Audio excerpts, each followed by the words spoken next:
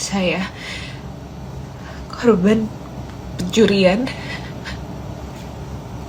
yang menjadi tersangka di Bareskrim Polri. Saya diam selama 5 bulan karena saya takut untuk bersuara dan bicara. Hari ini saya memberanikan diri untuk mengungkapkan ini dan mencari keadilan. Selama 5 bulan saya diminta untuk mengakui bahwa apa yang saya ungkapkan dan CCTV saya adalah fitnah. Juga saya diminta 1 miliar rupiah. Sudah mencoba segala macam upaya untuk membela diri saya. Saya benar-benar takut untuk Bapak, Ibu, Komisi 3 DPR RI, dan Bapak Kapolri. Saya mohon perlindungan hukum untuk saya, korban pencurian. Saya harap saya dapat melanjutkan hidup saya. Dan saya yakin keadilan bisa ditegakkan. Hanya ini yang bisa saya lakukan. Saya tidak tahu harus berlindung kemana, Pak, Bu. Terima kasih.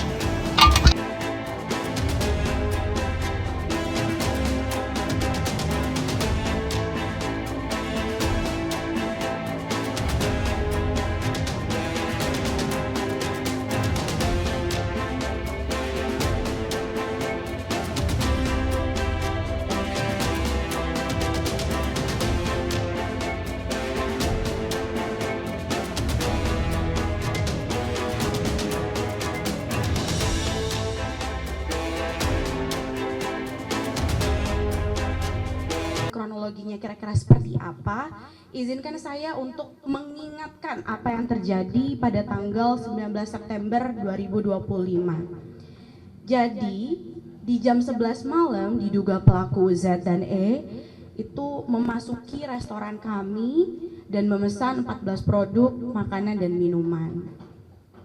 Tak lama berselang, kedua individu melakukan tindakan intimidatif dengan menerobos masuk ke area dapur yang merupakan area terbatas pelanggan. Terbatas itu berarti dilarang ya, gitu. Serta memicu keributan. Berdasarkan rekaman CCTV yang saya percaya teman-teman media juga pasti udah lihat, terduga pelaku Z dan E itu terlihat melakukan pemukulan terhadap lengan kanan head kitchen kami, Abdul Hamid, serta memukul chiller sambil melontarkan ancaman akan mengobrak-abrik tempat ini dan memberikan kekerasan-kekerasan verbal, kata-kata yang saya percaya tidak layak untuk diberikan kepada seseorang yang sedang bekerja keras, kurang lebih seperti itu. Pada tanggal yang sama di jam 23:53 itu, jadi udah mau jam 12, mereka meninggalkan tempat tanpa membayar sepeser pun. Staf kami, Rahmat, membawa EDC untuk mengejar supaya mereka melakukan pembayaran, tapi ternyata tidak diindahkan. Sekali lagi, apa yang saya sampaikan ini dapat dicek melalui CCTV, bahkan bisa dilihat melalui unggahan dari klien kami. Lalu update-nya seperti apa? Ada upaya-upaya hukum yang baik yang dilakukan oleh klien kami untuk mendapatkan hak-haknya kembali, gitu. Sebelumnya klien kami sudah melakukan posting unggahan pada tanggal 20 Desember guna untuk 20 September guna untuk kepentingan publik. Banyak banget pelaku usaha yang sama berterima kasih loh sama klien kami karena telah mengepost itu sehingga mereka bisa berhati-hati. Ternyata melakukan posting itu hasilnya sangat-sangat positif, kurang lebih seperti itu. Sekali lagi saya sampaikan, tujuannya adalah kepentingan publik dan preventif. Kejadian yang sama bisa terjadi di tempat lain juga, sehingga klien saya berbaik hati untuk menceritakan kepada orang hal tersebut. Klien kami melayangkan somasi pada tanggal 24 September menuntut permintaan maaf secara publik. Jadi klien kami cuma minta permintaan maaf aja nih secara publik dan personal kepada pegawai-pegawai kami. Lalu dibalas dengan tanggapan somasi juga, mengakui bahwa mereka memang mengambil, sekali lagi saya sampaikan dan saya tegaskan, mereka mengakui melalui balasan somasi mereka bahwa mereka mengambil makanan dan minuman tersebut. Namun ada yang lucu di sini karena mereka mensomasi balik klien kami dengan tuntutan 1 miliar rupiah karena kerugian yang mereka rasakan dari postingan Bu Nabilah. Oke, jangan salah prasangka di sini.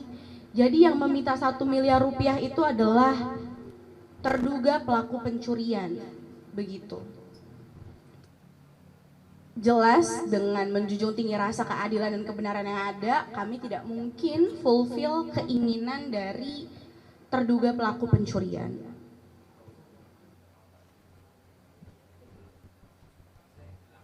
Lalu Bu Nabilah melaporkan di Polsek Mampang Perapatan dan dibalas juga oleh pelaku pencurian tersebut. Bu Nabilah dilaporkan atas pencemaran nama baik dan menyerang kehormatan serta melakukan fitnah melalui media elektronik gitu. Sebenarnya ini aja sudah sangat tidak manusiawi gitu ya. Lalu kita sudah melakukan mediasi 2 kali fasilitasi oleh Bareskrim juga oleh Polsek dan tidak menemui titik temu karena dari terakhir yang kita tahu mereka memberikan kesepakatan perdamaian yang tidak masuk di akal keinginannya. Sudah saya cantumkan juga di dalam press release apa yang mereka inginkan. Selain 1 miliar rupiah, klien kami diminta untuk minta maaf ke seluruh publik, ke keluarga, bahkan diminta mengakui bahwa klien saya telah menyerang kehormatan dari Bapak Z dan Ibu E, telah melakukan fitnah dan menyuruh klien kami melakukan hal-hal yang sebenarnya sudah kita ketahui kebenarannya melalui CCTV. Lalu penyelidikan berjalan di kedua tempat, penyidikan juga berjalan. Pada tanggal 24 Februari berdasarkan gelar perkara dari Polsek Mampang Perapatan yang saya rasa sangat kooperatif dan juga sangat melihat sesuatu secara objektif, kami telah memberikan saksi sampai 6 CCTV, lalu kopian somasi juga. Bapak Zendi diresmikan dan ditetapkan sebagai tersangka pada tanggal 24 Februari 2026. Namun yang janggal di sini, di tanggal yang sama klien saya masih diperiksa untuk keterangan tambahan di Bareskrim.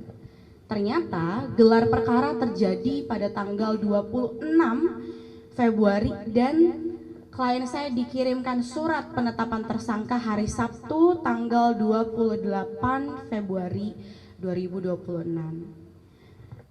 Hal ini janggal karena sangat cepat.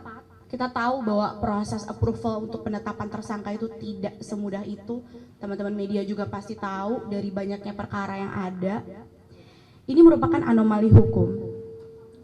Cepatnya berjalan, lalu ada beberapa kejanggalan juga di dalam penyidikan yang mungkin hanya akan saya beritahukan kepada pihak-pihak lain aja di dalam penyidikan. Tapi klien kami merasakan memang banyak sekali kejanggalan dari apa yang terjadi. Subscribe, share, like and comment. Subscribe, share, like and comment. Subscribe, share, like and comment.